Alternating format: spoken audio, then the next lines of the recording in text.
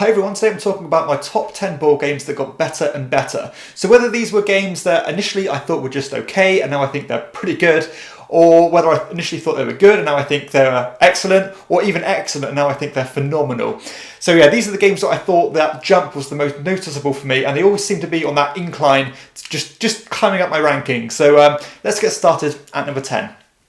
So at number 10, I have Scythe. Now, Scythe is probably one of the most popular board games out there today, and I think that played a big part in the reason why initially I was somewhat underwhelmed by it, because this game had a level of hype surrounding it that it just couldn't live up to.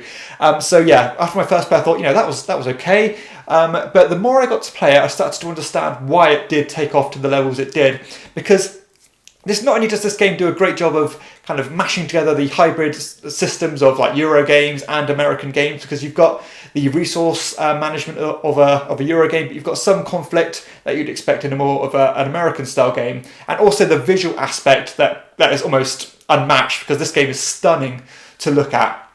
And I think that, the more I played this one, the more I started to appreciate the engine building and just the smoothness in general of the game, because I think this is one of the best examples of just streamlining a game into your player boards, and it does a great job of just ironing out all the creases that can make you lose interest, because turns in this game are extremely fast. By the time you finish your turn, it's pretty much your turn again.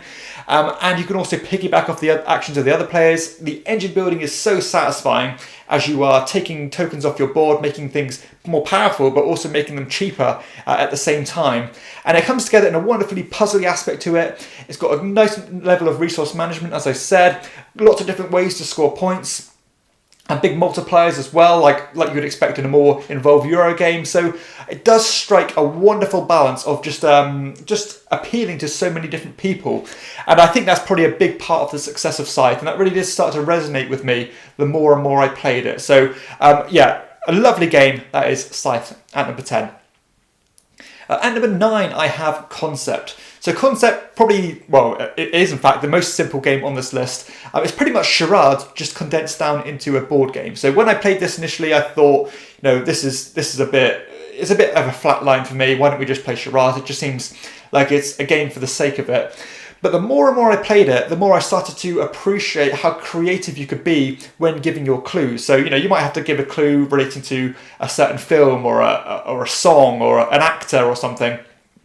But you can be extremely, creative and clever with the way you link these clues together to help the other players guess what you're trying to portray. And I started to enjoy or the challenge of getting these or relaying this information, and it did start to resonate with me. And now it's become a game that I would happily play with anybody in any circumstance. I think the familiarity of a game like charades is going to instantly help other people understand the rules of the game. And it's always been a hit, to be honest. So that's why Concept is at number 9. At number 8, I have Ship Shape.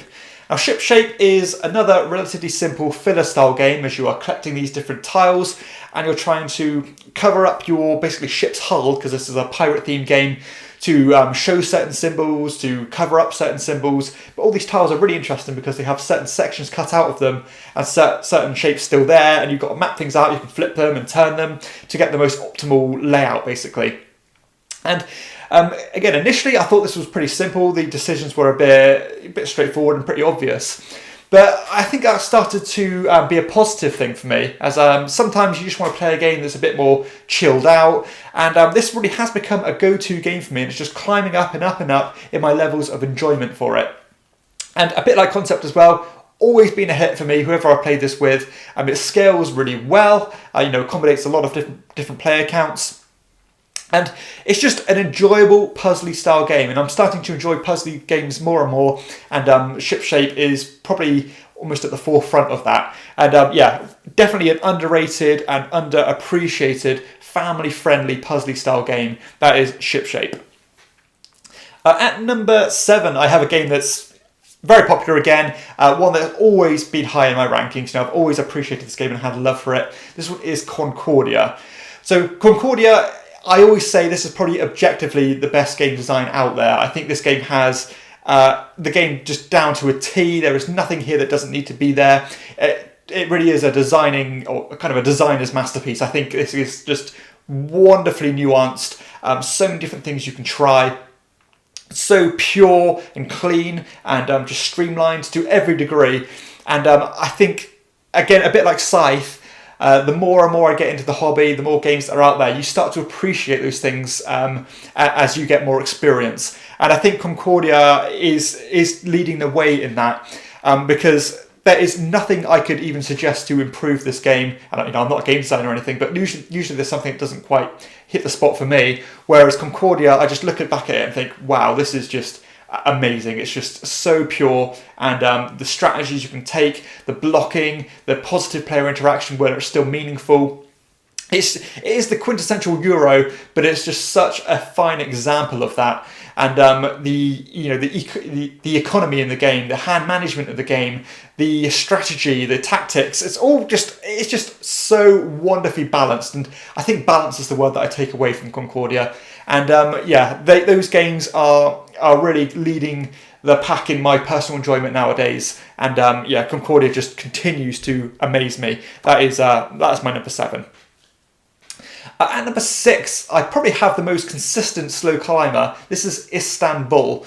So Istanbul, on the face of it, is a pretty simple, almost a racing style game, as you are traversing this map of Istanbul by moving these tokens, dropping one off as you land, and taking the action corresponding to that. And you're collecting resources, you're collecting money, you're increasing your wheelbarrows, you're trying to increase your capacity to carry goods from one place to another.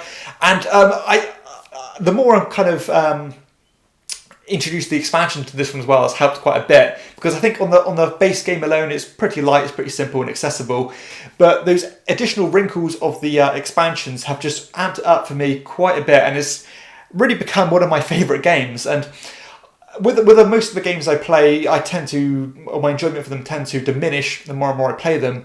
But Istanbul has just consistently just perked my interest the more and more I play it, and I'll happily play this one anytime, anywhere.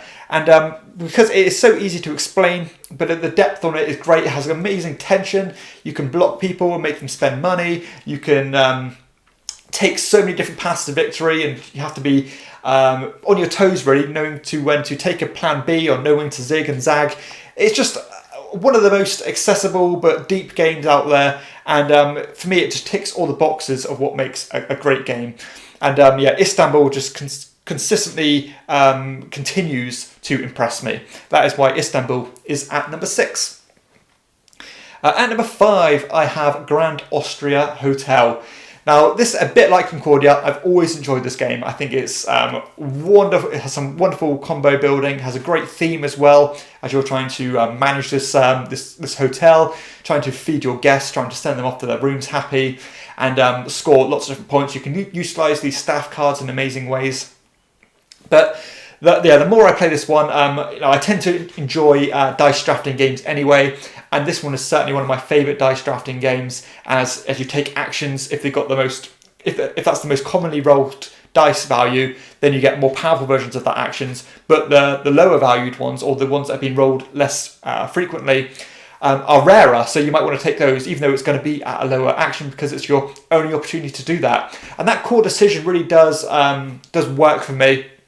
Again, I love the combo building and the way you can string your actions together. I find that really satisfying. I think all the characters in the games, in terms of the powers you can get, are very dynamic. They're all strong and you want them all, and can really pay dividends. And this has become one of my favourite games ever. I think initially it was always in my kind of top 30, top 20, but now it really is pushing its way into I think last year it was in my top 5. So it just continues to impress me, and my enjoyment for it never ceases to rise. So that is Grand Austria Hotel at number 5. At number 4, I have Troyes. Now, Troyes is probably a great example of a dry Euro. This is probably one of the most mechanical, one of the most mathematical games out there. And I think initially that is what didn't quite connect with me, because I think I thought, who's going to enjoy this really? I tend to like dry games, but I can appreciate why people don't like them, particularly this one as well, that has an art style that's not for everybody. It has a real throwback art style, which feels a bit stuffy, but again, I enjoy it, but I appreciate other people don't. And yeah, at first I started to think, this is so mathy. As you're you're using dice and you are basically dividing them to take actions, and those divisions and all the maths behind taking the actions is quite strenuous and can be work at times. But the more I played it, the more I started to actually enjoy that part of the game. I started to appreciate all the variability of the game, as there's so much different things you can do, different setups from game to game, which changed the game, or the feel of the game, massively. And I love games that are interchangeable and feel different from time to time. And I just started to appreciate how pure this game was and how well it works together like clockwork, basically. Additionally, there was quite a strong point where I didn't like almost hard-nosed player interaction and getting into the face of other people and really just screwing them up. And this game does almost feel mean at times, because you can basically take other people's dice without their permission. You do have to pay them for it and compensate them, but that can leave people kind of rubbed up the wrong way. But now I think that is a key part of the game, and I really enjoy that part of the game. And to be honest, this game does lean more towards the tactical side of things, which again gives it a different vibe, because most of the games I play tend to lean on the strategy side of things.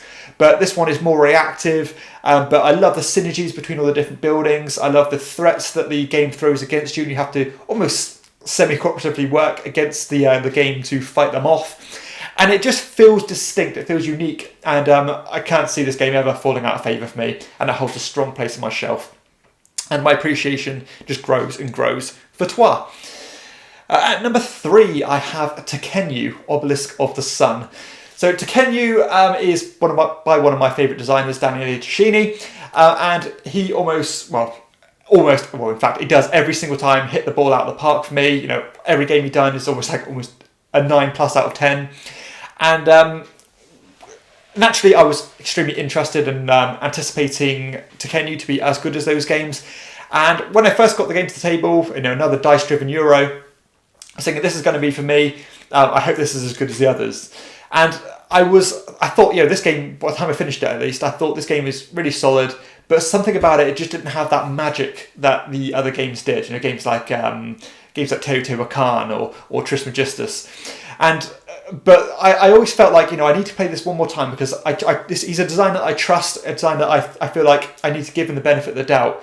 And the more I played it, my enjoyment went up and up and up. And now this is equally as good as those other games. And I just enjoy it. I enjoy it so much. This is such a clever game. As you are drafting dice, you are using them to take lots of different actions. You can build a bit of an engine up. You've got to consider the colour of that dice, because at certain points in the game, they're going to be worth, or they're going to fall on the negative side of the scale. They're going to be shadow dice, or they can be light dice. And you've got to weigh that up, because you can score negative points or fall out with initiative order. And this is just a wonderfully put together game. I think Tascini does a great job of holding a certain standard in terms of his quality control of all these Euros that he brings out. And I'm always fascinated by how he uses dice in weird and wonderful ways. And again, Tekhenu has just held that standard, and my optimism about his design prowess just continues to be up there. So Tekhenu, Obelisk of the Sun, at number 3. At number 2, I have Trajan. So Trajan, another game that I've always enjoyed, very dry again, as you are using a Mancala system to take different actions. Basically, it's a smorgasbord of different actions you can take. Lots of mini games, getting points in loads of different ways. So it's a point salad style games where you're showered in points. And I thought initially the game, I did find it quite exhausting, a bit of a brain burner, as you are trying to map out as efficiently as you can, trying to map out these colours of these tokens and these Mancala bowls, because you can get more actions if you line up certain colours. And it's pretty deterministic. You can't wing this game. You have to map things out very carefully, and that can be tiring. So it's not a game I'm always in the mood to play, because I know it requires a lot of brain power. But you cannot fault how well this game is put together, and objectively, this game is so good. The strategy is fantastic, as you can map out your turns. You can do 10 turns in advance if you wanted to, and that is just a big part of the game, as you're trying to go down a certain strategy path and milk as many points as you can out of the game. And this is, last year this came out my number 2 games of all time, so out of the hundreds and hundreds of games I've played, this is the second best one. And it wasn't always that way. I did always enjoy it, but it didn't always excite me to the level it does now. And this is one of those games that is just, it's a masterpiece. It's just phenomenal and one of the best games ever made. And that wasn't that apparent to me when I first played it. And now it's crystal clear. This is just amazing. Trajan at number 2. And at number 1, I have In the Year of the Dragon. So In the Year of the Dragon is another Stefan Feld game like Trajan. This one, however, has an extremely different feel to a game like Trajan. Feld is mostly known for his point salad style games. This one, getting points is like getting blood out of a stone. It's a much lower scoring game, and I always describe this game as being a game of attrition, because it really is about weathering the storm and trying to overcome all the obstacles the game throws at you. So basically the board is going to show a number of tiles, which is going to be a number of different threats or kind of tragedies that the game is going to throw at you, such as drought or hunger or disease, and you've got to have the right kind of crew members in order to overcome those obstacles. Having the right doctors or having people who are going to produce food, your farmers, etc. And getting those people in houses is important because you need to get them in the right pagodas. You need to be able to feed them in the pagodas. So it's such a tight game, and you've got to manage your resources to the smallest degree, the tightest degree, to be as efficient as you can, so that you only need those crew members for the time you need them, because as soon as you're done with them, you need to get rid of them and get the new ones in order to fight the new threats coming in. And that is such a compelling decision. And every time I played this game, my enjoyment has gone up drastically from the last. First I suppose maybe I wasn't expecting a Feld game to feel like this, but when I did start to feel it, to understand what the game was about, again, it really did start to resonate with me. I started to think, this game is so clever. There's nothing else really like it out there. Yes, it's punishing, but that is where the fun lies. It can be stressful. Managing your resources is absolutely exhausting, but it is just amazingly put together. And by the end of the game, you just feel like you've been dragged through a hedge, because you do really have to think, be on your toes and just adjust and keep pushing on to the best of your ability. So that is my number 1. It was the game that kind of popped into my mind as soon as I thought up this list, because it has just been big jumps year on year on how much I'm enjoying this one. So number 1, In the Year of the Dragon. So I hope you've enjoyed this top 10 list. If you have, please hit like and subscribe to my channel. For everyone else, I'll see you next time on Chairman of the Board. Bye.